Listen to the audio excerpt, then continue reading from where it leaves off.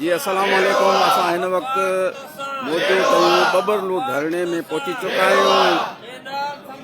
पेटे अलफ मीर ख़ास जी टीम सां गॾु असां हिन वक़्तु धरणे में मौजूद आहियूं, जिते ही तव्हां मंज़र ॾिसो, ही ख़ल्क़, ही आवाम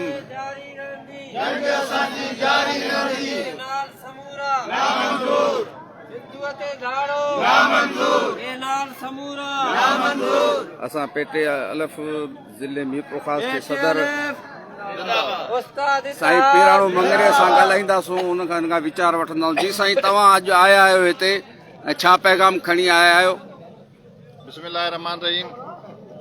सब खां पहिरियां शुक्रियो असां अदा कयूं था वकला बिरादरी जो, जंहिं ही हिकिड़ो जंग जो ऐलान कयो आहे हिन साम्राज हुकूमत सां, जंहिं असांजी सिंध जो हिकिड़ो सौदो कयो आहे, जंहिं जी आवाम सॼी हुनजी मुखालफ़त करे पई, पर हिन जे वज़ीर आज़म, पाकिस्तान जे सदर ऐं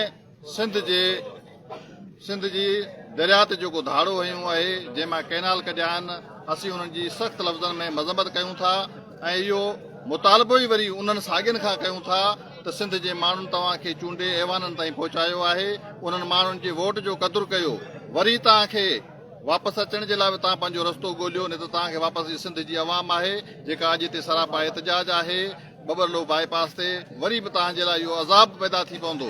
उन लाइ असांजी इहा सिंध गवर्नमेंट खां, पाकिस्तान खां मुतालबो आहे त बराए महिरबानी ही पंहिंजो फ़ैसिलो वापसि वठो ऐं सिंध जे अवाम जी तर्जमानी कयो।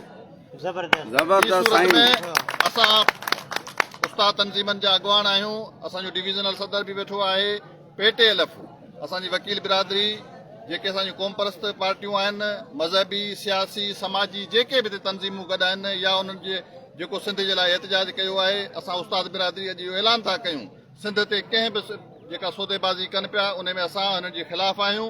असां सभिनी तंज़ीमनि सां गॾु आहियूं ऐं सिंध ते को बि सौदेबाज़ी थियण न ॾींदासूं। सभई कैनाल सिंध ते कैनाल, सिंधू दरिया ते कैनाल।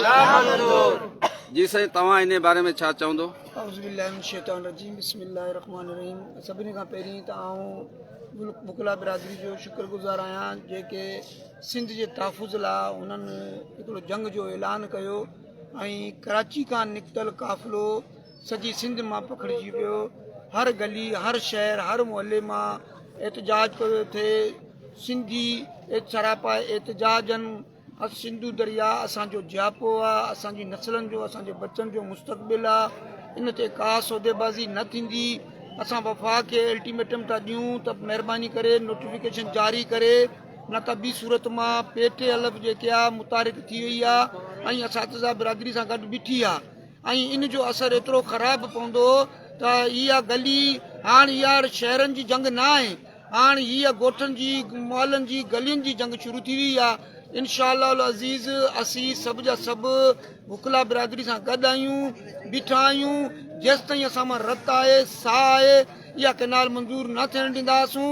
अॻिते लाइ जेके बि दोस्तनि जो हुकुम हूंदो, जेके बि उन्हनि जो प्रोग्राम हूंदो, पेटे अलफ उन्हनि जी बांह ॿेली आहे रहंदी। उस्ताद ताज जिंदाबाद, पेटे अलफ जिंदाबाद। जी तव्हां ही पेटे अलफ ज़िले मीर ख़ास जे दोस्तनि जा वीचार ॿुधा। ही जेके बि माण्हू तव्हां ॾिसो पिया हिन वक़्तु, ही तहलके सिंधड़ी सां तालुक़ु रखंदड़ जेके दोस्त वेठा आहिनि, ही तहलके सिंधड़ी मां आयल आहिनि, ही पूरे जे पूरे दोस्त असां सां गॾु मौजूदु आहिनि। हिन वक़्तु तव्हांखे ही थोरो लाइव मंज़र ॾेखारे रहिया आहियूं धरणे जो।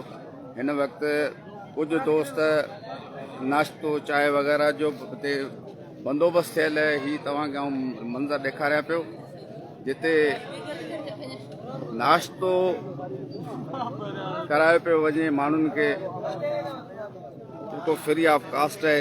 हिते को बि पैसो वैसो कोन थो वरितो वञे।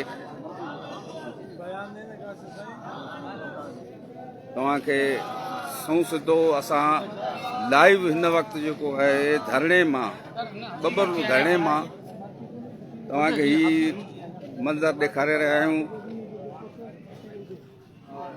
इहे असांजा पेटे अलफ जा दोस्त आहिनि हुन सां गॾोगॾु तहलके सिंधड़ी मां आयल दोस्त उहे बि हिते वेठल आहिनि। अॼु असां हिन धरणे में मौजूदु रहंदासूं, वक़्त में वक़्तनि तव्हांखे अपडेट ॾींदा रहंदासूं। तव्हांजी वॾी वॾी महिरबानी।